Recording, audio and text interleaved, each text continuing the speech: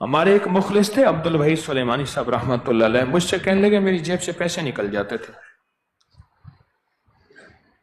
بہت کوشش کی سنبھالنے کی، جیب کو بٹن لگوایا، یہ کی، پیسے نکل جاتے تھے۔ گن کے رکھتا تھا کہ میں نے آج اتنے نوٹ گنے ہیں، رکھے ہیں، پوری طاقت سے، پوری دھیان سے۔ بعض اوقات سارے نہیں ہوتے تھے، بعض اوقات اتنے ہیں، اتنے نہیں ہوتے تھے۔ صوفی عبداللہ صاحب رحمۃ اللہ علیہ کے پاس گیا، فرمان لے کہ 200 دفعہ سورۃ فلق صبح پڑھ، 200 دفعہ سورۃ ناس صبح پڑھ۔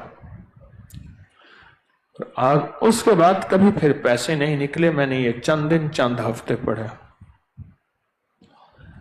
میں نے ان سے کہا اب تو وہ استعداد نہیں رہی 200 دفعہ صبح شام پڑھنے کی، اگر کوئی 11 دفعہ بھی پڑھ لینا تو اس کا بھی یہی فائدہ ہوگا انشاءاللہ۔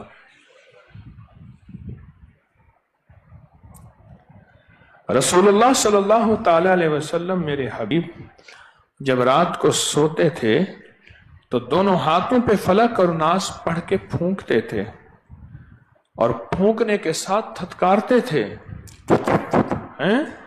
اور پھر اپنے جسم مبارک پہ سر سے لے کر پورے جسم پہ پھیرتے تھے، پھر پڑھتے تھے، پھر پھیرتے تھے، پھر پڑھتے تھے، 3 دفعہ یہ کرتے تھے۔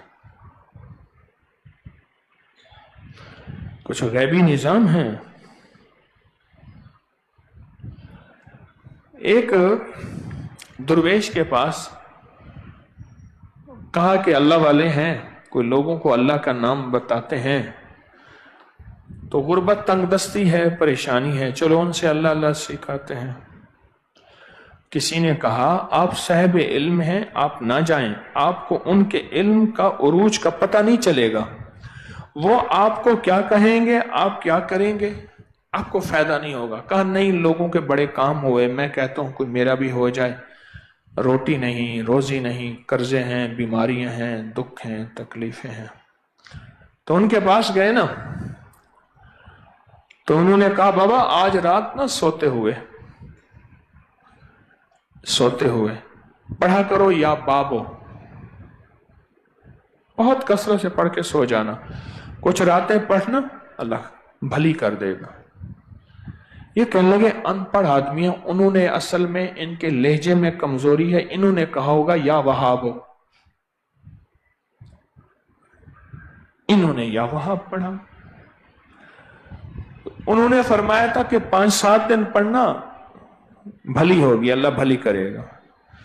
ان کو تو کئی ہفتے گزر گئے، ان کے پاس گئے، پوچھا کیا پڑھا تھا؟ اس نے کہا یا وہابو۔ کہ میں نے تو کہا تھا یا بابو پڑھو۔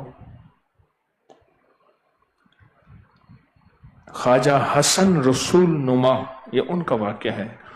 خواجہ حسن رسول نما اس لیے کہتے ہیں ان کا چہرہ مبارک اللہ کے حبیب کی سنتوں سے سجا ہوا تھا، جسم، اس لیے ان کو رسول اللہ کے حبیب کی طرح، نبی تو ہو نہیں سکتے ختم نبوت کے صدقے، لیکن نبی کی کاپی تو بن سکتے ہیں۔ کاپی سے مراد یعنی لہجہ، حلیہ،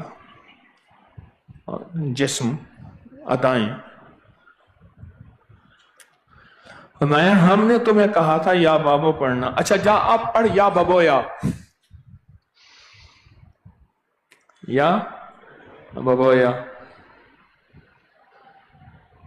اب اس کو سمجھ آئی، اس نے کہا چلو، اب ٹوٹے قدموں کے ساتھ، خود صاحب علم تھا، ٹوٹے قدموں کے ساتھ گیا اور رات کو شروع کر رہا یا ببویا یا ببویا یا ببویا، پڑھتے پڑھتے نا سو گیا۔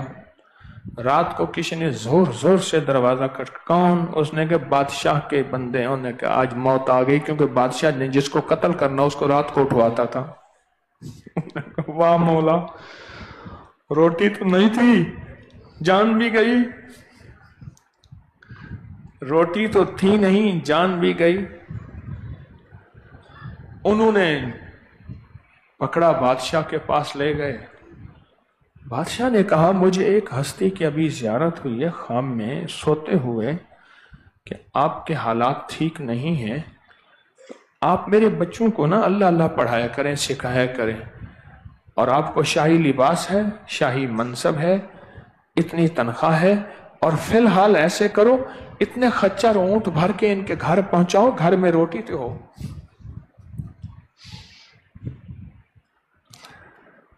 تو فقیر کی بات مان کے سمجھ، اپنی عقلیں کیوں دوڑاتا ہے؟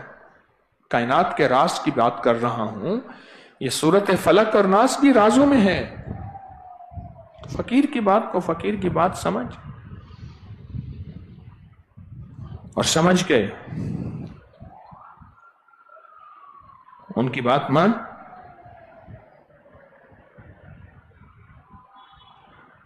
زندگی گزر گئی، بادشاہ کی عنایات ہیں. ایک دفعہ حضرت کی خدمت میں حاضر ہوئے کہ حضرت یا وہابو بت پڑھا تھا، پھر یا بابو یا ببویا. وہ تو فقیر کے منہ سے نکلے ہوئے الفاظ تھے نا اس وقت. یہ اس وقت کا وظیفہ نہیں ہے خیال کرنا، یہ اس وقت کا وظیفہ تھا. کلندر چے گویت حق گویت، فقیر کے منہ سے، کلندر کے منہ سے جو بات اس وقت نکل جاتی ہے. ایک درویش کے پاس ایک بندہ آیا، کہنے لگا حضرت ڈاڑھی پیڑ ہے، دانت میں بہت درد ہے.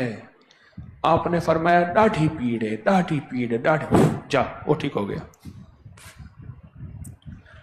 اے میرے بندے، جب تم میرا بن جائے گا، حدیث قدسی کیا کہتی ہے؟ بولو